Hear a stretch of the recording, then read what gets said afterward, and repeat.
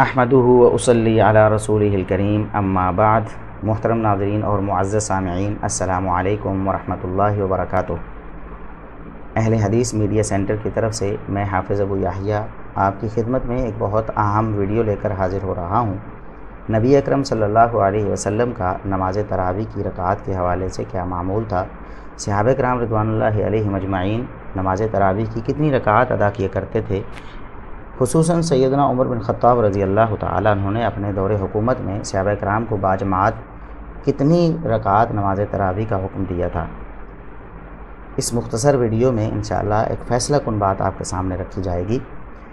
رسول اللہ صلی اللہ علیہ وسلم سے صحیح بخاری حدیث نمبر 1147، حدیث نمبر 2013 اور صحیح مسلم میں حدیث نمبر 738 11 رکعت نماز تراویح ما وتر پڑھنا ثابت ہے۔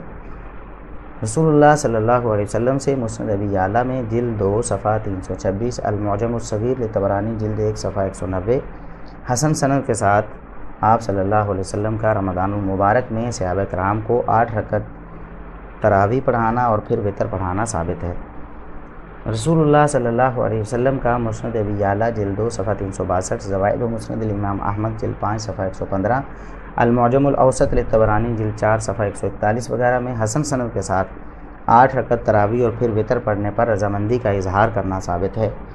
سیدنا عمر فاروق رضی اللہ تعالیٰ عنہ کا اپنے عہد حکومت میں صحابہ کرام کو 11 رکعت ما وتر تراویح پڑھنے کا حکم دینا ثابت ہے۔ موطا امام مالک حدیث نمبر 138، شرح معانی الآثار للطحاوی جلد 1 صفحہ 293، السنن الکبریٰ للبیہقی جلد 2 صفحہ 496 میں صحیح سند کے ساتھ یہ بات ثابت ہے۔ اور سیدنا عمر بن خطاب رضی اللہ تعالیٰ عنہ کے حکم کے مطابق صحابہ کرام کا سیدنا عمر رضی اللہ تعالیٰ عنہ کے دور میں 11 رکعت نماز تراویح ما وتر پڑھنا ثابت ہے۔ مصنف ابن ابی شیبہ جلد 2 صفحہ 391 اور 92 اس کی سند صحیح ہے۔ اسی طرح عہد فاروقی میں صحابہ کرام کا 11 رکعت نماز تراویح پڑھنا پر اتفاق کرنا ثابت ہے، جیسا کہ سنن سعید بن منصور میں الحاوی للفتاوی للسیوطی جلد 1 صفحہ 349 کے حوالے سے صحیح سند کے ساتھ یہ بات ثابت ہے۔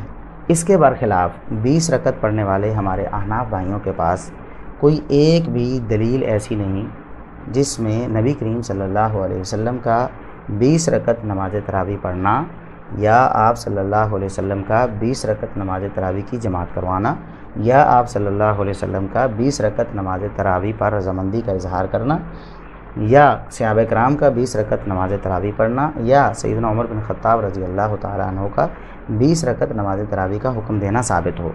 رسول اکرم صلی اللہ علیہ وسلم کے حوالے سے ان کے پاس 2 مرفوع روایات ہیں جو خود ان کے اکابر علماء کے بقول بالاتفاق ضعیف ہیں، لہٰذا ہم ان پر بحث ہی نہیں کرتے۔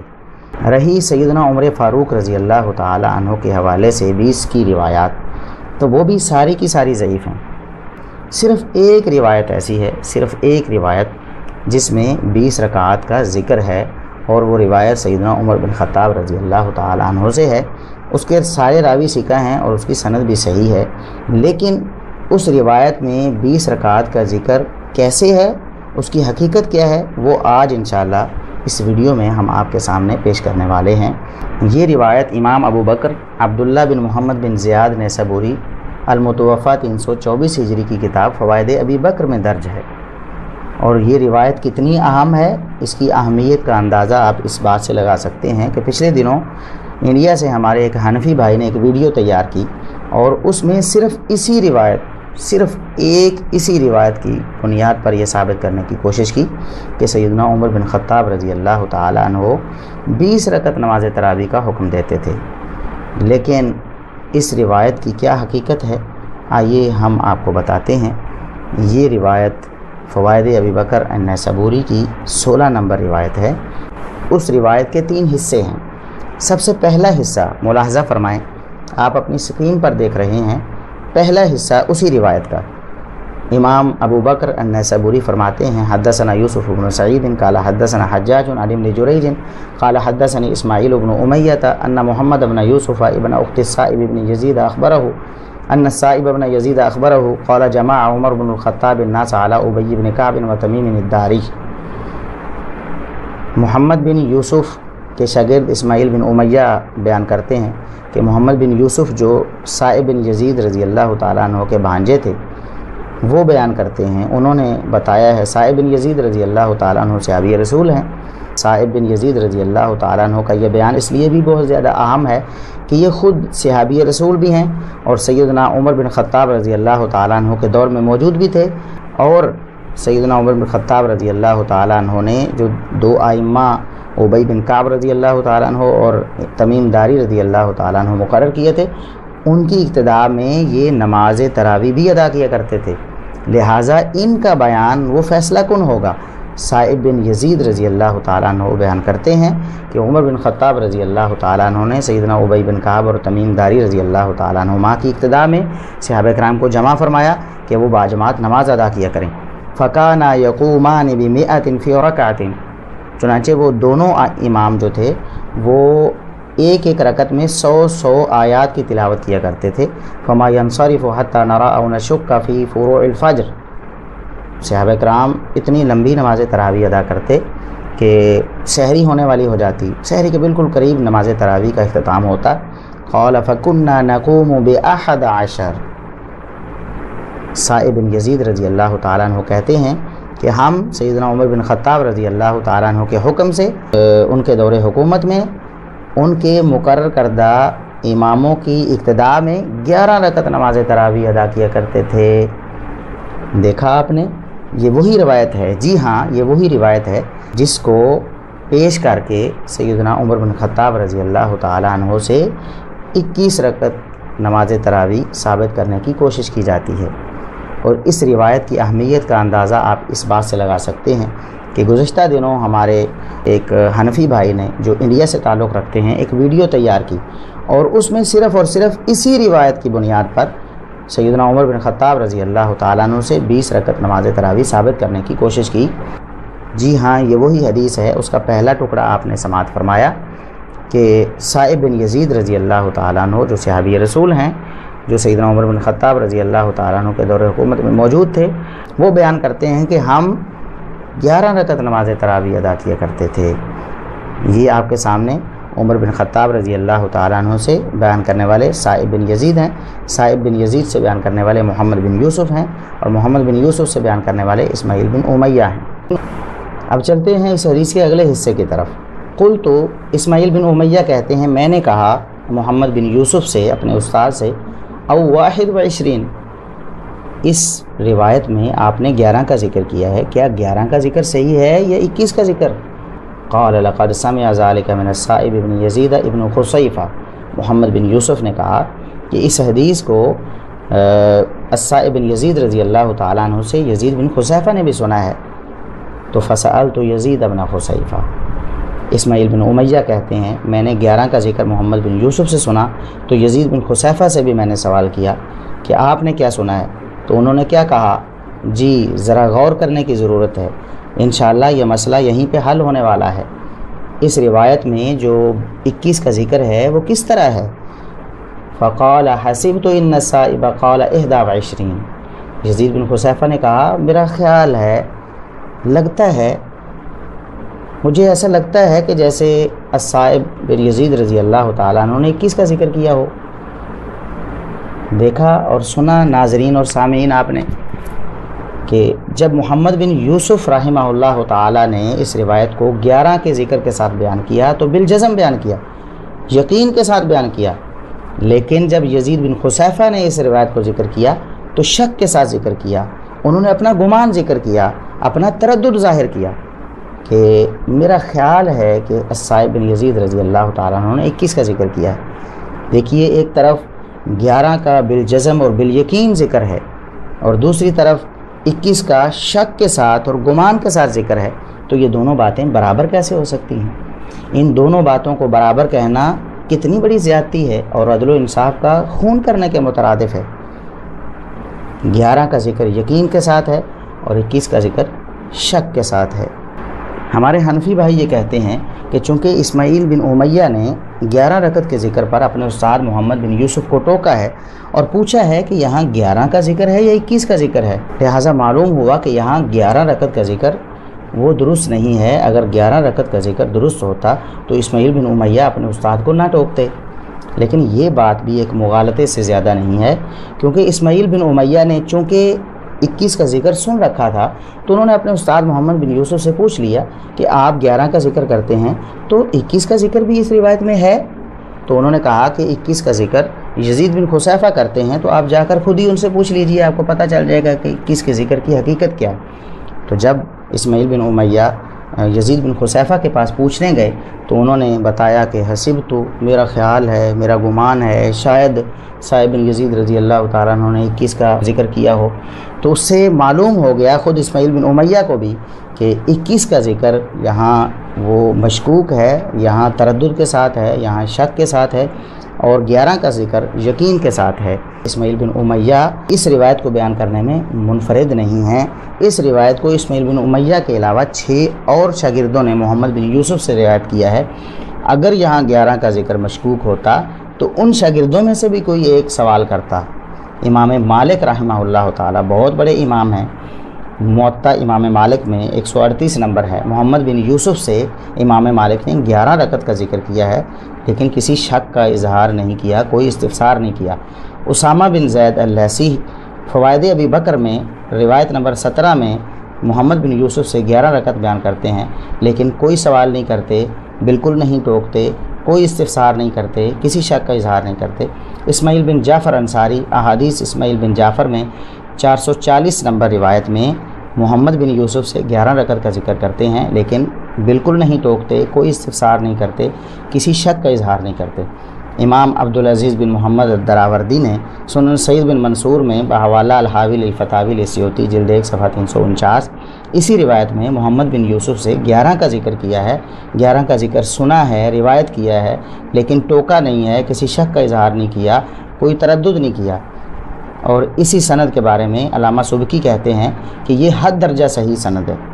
اور 5ویں شاگرد امام یحییٰ بن سعید القطان نے مصنف ابن ابی شیبہ میں 7671 نمبر روایت میں اپنے استاد محمد بن یوسف سے 11 رکعت کا ذکر کیا ہے، لیکن کوئی استفسار نہیں کیا، انہیں ٹوکا نہیں ہے اور کسی تردد کا اظہار نہیں کیا۔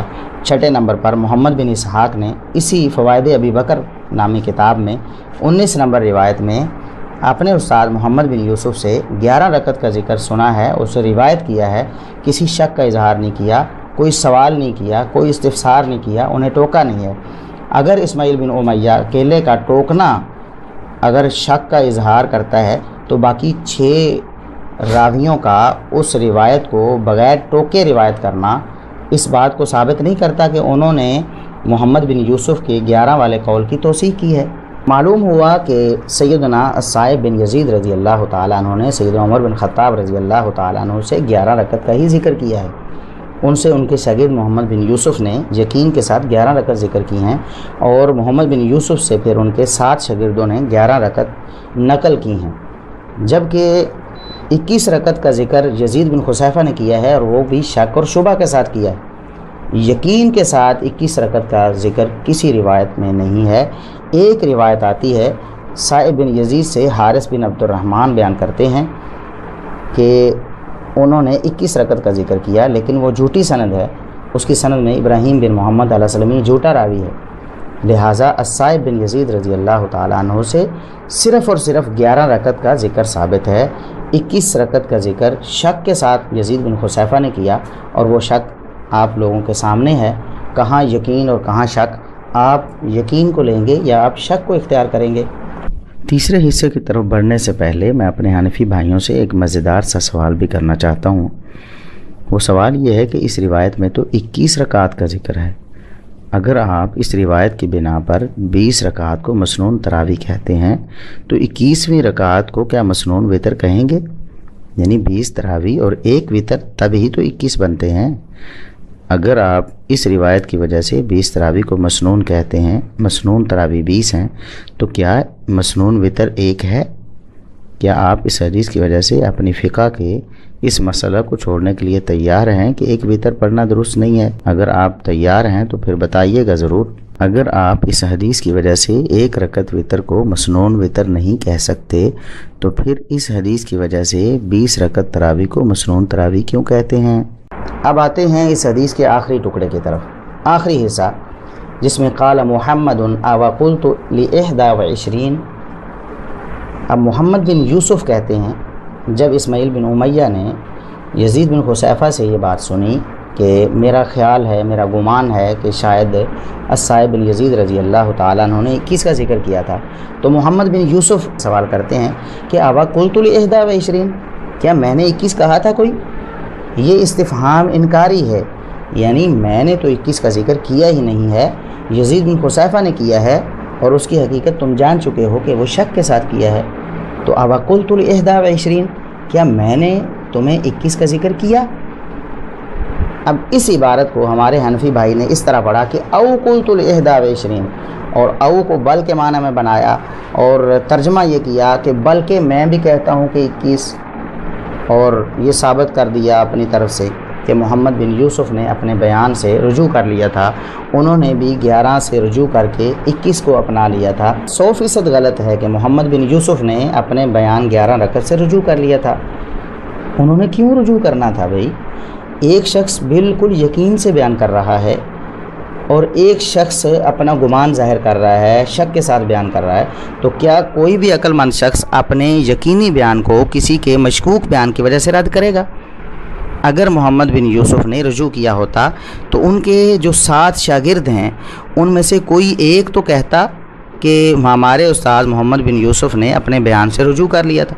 نہ اسماعیل بن امیہ نے کہا کہ میرے استاد محمد بن یوسف نے اپنے بیان سے رجوع کر لیا تھا، نہ مالک بن انس نے اپنی موطا امام مالک میں یہ روایت پیش کرتے ہوئے یہ بات بیان کی کہ میرے استاد محمد بن یوسف نے 11 رکعت بیان کرنے سے رجوع کر لیا تھا، نہ امام یحییٰ بن سعید القطان نے یہ کہا، نہ اسماعیل بن جعفر نے کہا، نہ اسامہ بن زید اللیثی نے کہا، نہ محمد بن اسحاق بن یسار نے کہا، نہ امام عبدالعزیز بن محمد الدراوردی نے کہا۔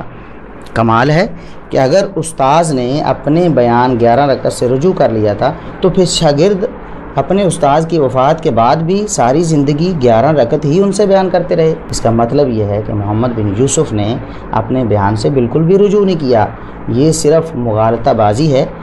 وقلت ل21، یہ استفہام انکاری ہے جیسا کہ میں عرض کر چکا ہوں۔ تو سامعین اور ناظرین، یہ ہے اس روایت کی حقیقت جس روایت سے 21 رکعت نماز تراویح ثابت کرنے کی کوشش کی گئی۔ ایک تو اس میں شک کا اظہار ہے، جو راوی 21 بیان کرنے والا ہے یزید بن حذیفہ، وہ کہتا ہے میرا خیال ہے، مجھے گمان ہے، مجھے لگتا ہے کہ صائب بن یزید رضی اللہ تعالیٰ عنہ نے 21 کا ذکر کیا ہے۔ دوسری بات یہ ہے کہ 21 رکعت کو احناف کہاں لے کر جائیں گے؟ احناف اگر 21 کو مسنون تراویح مانیں گے تو اس میں سے 20 رکعت تراویح اور 1 رکعت مسنون وتر بنے گا، جبکہ ان کے ہاں 1 رکعت مسنون ہے ہی نہیں، وہ 1 رکعت وتر کے قائل اور فاعل ہیں ہی نہیں۔ ہمارے حنفی بھائی نے کہا کہ اس روایت کو اہل حدیث علماء چھپاتے ہیں، اہل حدیث علماء لیکچر دیتے ہیں، اس روایت کو ذکر نہیں کرتے۔ تو دیکھیے اہل حدیث علماء کیوں نہیں ذکر کرتے تھے کہ 21 کا ذکر تو مشکوک ہے، جو یقینی ذکر ہے وہ موطا امام مالک سے ہمارے علماء بیان کر دیتے تھے۔ اور آپ کو بھی اقرار ہے کہ علامہ البانی رحمۃ اللہ علیہ اور دیگر علماء نے اپنی کتابوں میں اس روایت کو ذکر کیا ہے۔ آپ نے خود کہا کہ انہوں نے اسے صحیح کہا ہے، ظاہر ہے ذکر کر کے ہی اسے صحیح کہا ہے نا۔ تو آپ بتائیے کہ احناف علماء کو کیا مجبوری تھی؟ انہوں نے ایسی روایت کو جو آپ کے بقول صحیح ترین ہے اور اس سے 21 رکعت تراویح ثابت ہو رہی ہیں، اسے انہوں نے کیوں پیش نہیں کیا؟ اہل حدیث علماء پر آپ نے اس حدیث کو چھپانے کا الزام لگایا، تو آپ اس طرح کیجئے 21 علماء کا نام پیش کر دیجئے۔ چلیں ایسا نہیں تو آپ 15 علماء کا نام پیش کر دیجئے، چلیں یہ بھی نہیں تو 10 علماء کا پیش کر دیجئے، چلیں اس سے بھی آپ کو رخصت دیتے ہیں۔ آپ صرف 5 ایسے حنفی علماء کا نام ذکر کر دیں، ان کے ویڈیو کلپ ہمارے ساتھ شیئر کر دیں، ان کی کتابوں کے اقتباسات ہمیں دکھا دیں۔ اس کا مطلب ہے کہ دال میں کچھ تو کالا ہے، یہ ساری دال کالی ہے۔